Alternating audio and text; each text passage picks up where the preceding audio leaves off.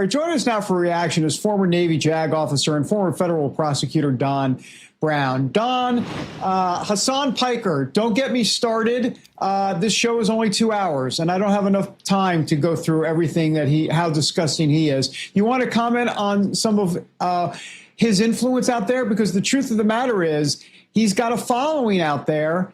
And as a matter of fact, the Michigan senatorial candidate out there has embraced him. It's going to be interesting to see what the Democrats do with this guy. Well, David and Dr. Gina, thanks for having me. It's a Makeup Friday, I guess, and so good to be with you both.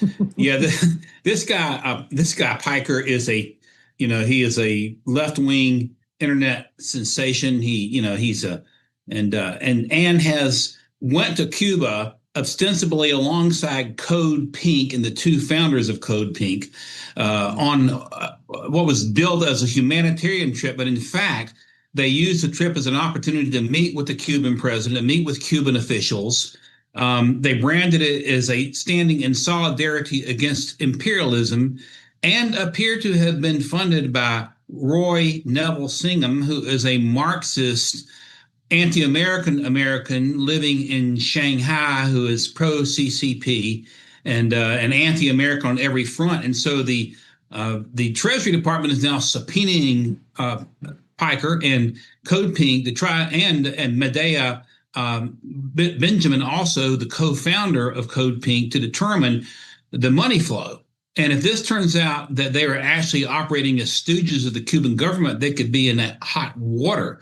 I've been on humanitarian mission trips back when I was with the Southern Baptists many years ago, and I still love them, to the Caribbean. And we would go down and we would take food and clothing to poor people and teach Bible. We didn't meet with governmental officials, but it appears that this young fellow who's only 34 years old has gotten himself into a lot of hot water, and hopefully it's going to turn that Michigan Senate seat red if he's going to go up there and campaign for the Democrat running for that seat. So we'll see how it pans out. Yeah. All right. Well, Hegseth ordering a sweeping review of the military justice system, calling for a top-to-bottom exam of legal programs across all branches of the armed forces. The Pentagon says the review will look at how military legal offices operate, compare them to the Justice Department, and recommend ways to cut bureaucracy and improve effectiveness. Some current and former military lawyers warn the move could politicize military justice, while supporters say it's needed to restore accountability and readiness. What are you hoping will come of this? Well, Dr. Dean, I'm a former Navy JAG, so I know a little bit about this, and I have expressed to the Secretary of War my support for his review. When the Navy JAG Corps, was assigned into law by President Johnson in '67, it was for great purposes, and the JAG Corps still serves great purposes to the military, such as for troops deploying. We do wills, powers of attorney. The JAG Corps is part of the military justice system. We prosecute military crimes. But over the years, there's been what we call, Dr. Gina, mission creep, whereas certain JAG officers have moved into areas they don't need to be in. For example, standing over the shoulder of commanders during drone strikes and giving an opinion as whether this is a legal or an illegal shot. I'm sorry, but that slows things down. The JAG Corps is a staff corps like the Medical Corps, the Medical Service Corps.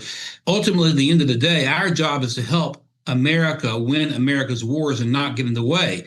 And when you have JAG officers who are making recommendations in real time on whether a commander should pull the trigger, that's a dangerous situation. And that's got to come to an end. And I've expressed my opinion to the Secretary of War on that, and I stand with this review. I think we've got to scale back the mission creep a little bit and return the military justice system to what it was meant to be, to push military justice matters and support the troops. All right. Well, Don Brown, thank you for your service. Thanks for being with us today, too. Yes. Thank you, David and Gene. Appreciate it. Thanks, Don.